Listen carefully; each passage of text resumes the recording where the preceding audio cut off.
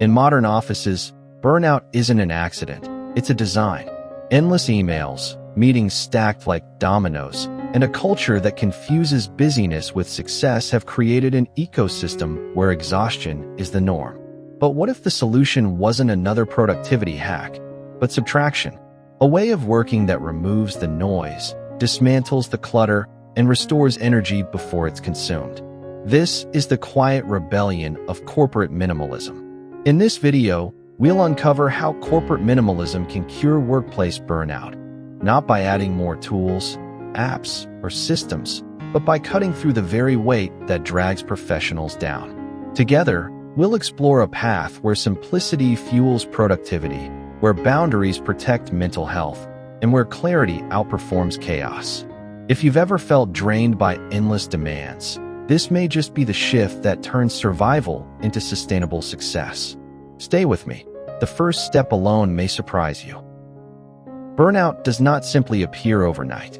It is not the sudden collapse we imagine, like a candle flickering out in a gust of wind. Instead, it is carefully constructed, layer by layer, in the very architecture of workplace culture.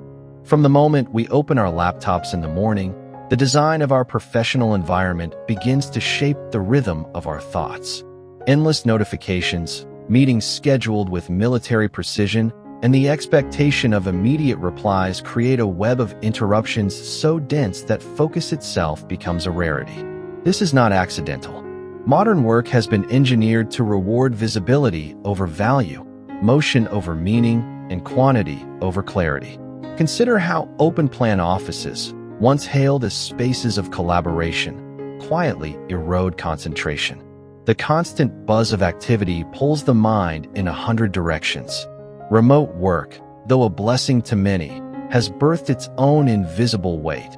The pressure to be digitally present at all times, tethered to screens long after the day should be done. Slowly, the boundaries between work and life blur until rest feels like a guilty indulgence rather than a human necessity. This erosion is subtle, like the tide against a cliff. You do not notice it in a single day, but over months, the foundation begins to crack. Corporate minimalism asks us to see this architecture for what it is: unsustainable, draining, and costly not only to our productivity, but to our very well-being. By stripping away the unnecessary layers, by questioning whether every meeting, every email, every task truly matters, we begin to dismantle the scaffolding of burnout.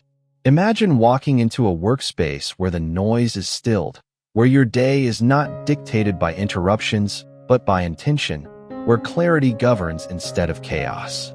This is not about escaping work, nor about doing less for the sake of less. It is about redesigning the workplace to serve human energy rather than deplete it. When the architecture shifts, burnout has no place to live. Productivity has long been treated as a game of addition. More tools, more strategies, more hours, all in pursuit of doing more, faster. Yet history, and indeed our own lived experience, reveals a paradox. The more we add, the less effective we become. A calendar swollen with back-to-back meetings, a desk crowded with reminders, a to-do list that stretches into the night. These do not sharpen focus, they scatter it. True productivity, as corporate minimalism teaches, is not forged by piling on, but by stripping away. Think of the great innovators of the past, not as mythic geniuses, but as practitioners of clarity. They carved out space to think deeply, protecting hours for undisturbed focus. They did not chase the illusion of multitasking, but pursued singular tasks with full presence. Productivity, in its truest form, was never about the speed of output, but the quality of thought that preceded it. In contrast, today's professionals are urged to sprint endlessly on a treadmill that never stops. The result is not progress, but exhaustion. Corporate minimalism reframes this chase entirely. It asks, what if doing less is not a weakness, but the only path to meaningful results? To subtract unnecessary meetings is to reclaim hours of deep work. To silence non-essential notifications is to gift the mind the rare state of flow. To focus on 3 essential outcomes rather than 30 scattered tasks is to harness energy instead of dispersing it. Productivity, then, becomes less about movement and more about momentum. Imagine walking through a forest where the underbrush has been cleared and the path ahead stretches openly before you. Each step carries you further, faster, because there are no obstacles underfoot. This is the essence of subtraction in the workplace.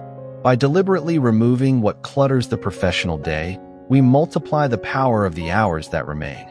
The cure for burnout, therefore, is not hidden in the pursuit of more, but in the discipline of less. A discipline that transforms productivity from a source of stress into a source of calm achievement. The human mind mirrors its environment more closely than most of us realize.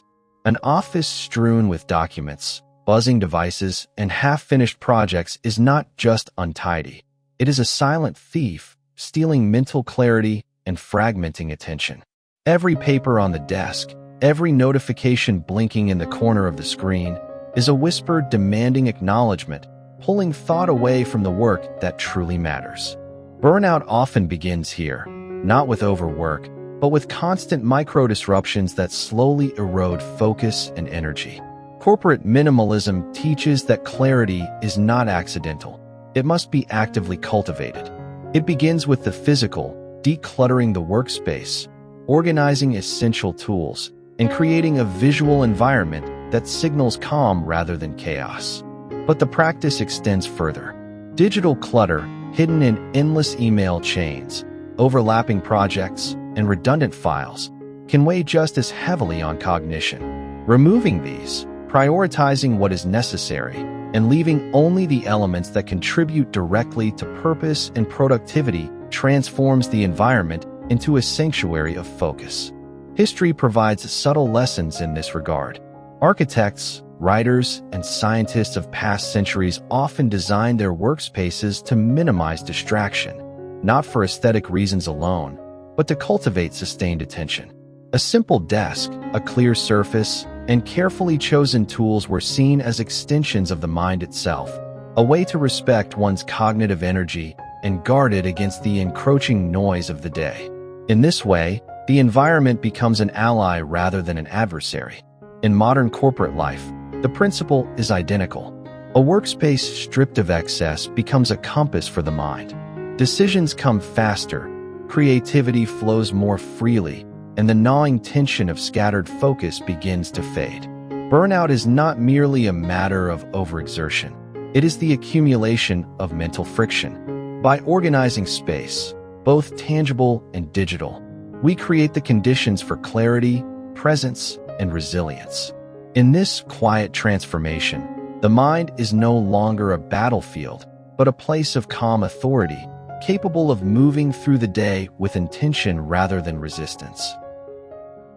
In the relentless rhythm of modern work, the absence of boundaries is often invisible, yet profoundly destructive. Emails spill into evenings, calls are expected on weekends, and the expectation of constant availability erodes the natural cycles of rest and recovery. Burnout is rarely the result of a single project or an isolated deadline. It is born from the slow, unnoticed collapse of limits, leaving the mind exposed to continuous demand. The human psyche is not designed for uninterrupted engagement, and when boundaries are ignored, energy dissipates faster than it can be replenished. Corporate minimalism reframes boundaries not as restrictions, but as tools of liberation. It encourages professionals to define the edges of their workday, to create structures where focus is protected and mental energy preserved. Setting clear start and end times for tasks, defining moments of digital silence, and consciously choosing which projects deserve attention cultivates an environment where exhaustion cannot take root. This is not a rebellion against responsibility, but a reclaiming of presence, a deliberate shaping of one's professional life to support endurance and clarity. History is rich with examples of individuals who instinctively recognized the power of boundaries. Scholars, artisans, and thinkers would compartmentalize their day, creating periods of uninterrupted concentration followed by intentional rest. In these rhythms, creativity flourished, decisions sharpened, and the mind remained resilient against the creeping weight of distraction. Today, we can borrow the same principle. By protecting time as sacred, we shield our cognitive resources and allow meaningful work to emerge without the constant friction of reactive urgency. Within the corporate environment, boundaries transform the very culture of work. Meetings become purposeful rather than habitual. Communication is intentional rather than compulsive, and mental energy becomes a renewable resource rather than a depleting liability. Burnout loses its grip not through harder effort, but through the disciplined creation of space, psychological, temporal, and emotional. In this quiet but profound practice, professionals discover that true strength at work is not in relentless engagement, but in the artful protection of attention, the most valuable resource of all. Sustainable performance is rarely born from frenzy. It is cultivated through intentional simplicity. In the corporate world, there is a pervasive illusion that relentless activity equates to success. Yet those who endure, innovate, and thrive over decades often share a quiet secret. They have learned to prioritize what matters, to let go of the trivial, and to design their days with purpose rather than impulse. Burnout arises not from the weight of responsibilities alone, but from the absence of clarity in deciding which responsibilities deserve energy. Corporate minimalism offers a framework for reclaiming this clarity. It encourages professionals to examine each task, each obligation, and each commitment through a lens of necessity and impact. Meetings are not attended by default. Emails are not answered reflexively. Workflows are streamlined to focus on the essential. In doing so, the mind is liberated from constant mental friction, and attention becomes a renewable resource. This is not simply efficiency. It is a transformation of how work interacts with human capacity.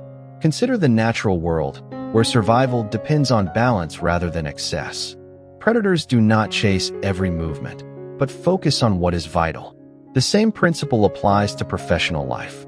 By reducing the noise and embracing deliberate simplicity, energy is directed toward the outcomes that truly shape careers, influence teams, and create enduring impact.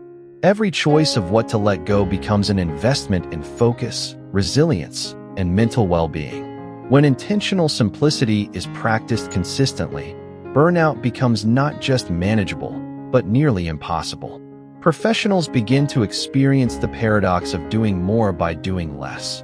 Creative energy surges, decisions are sharper, and the rhythm of the workday flows with presence rather than reaction. Corporate minimalism transforms the office from a landscape of constant stress into a place where clarity, calm, and sustained achievement coexist. In embracing less, we gain everything that truly matters: focus, energy, and the freedom to excel without sacrifice.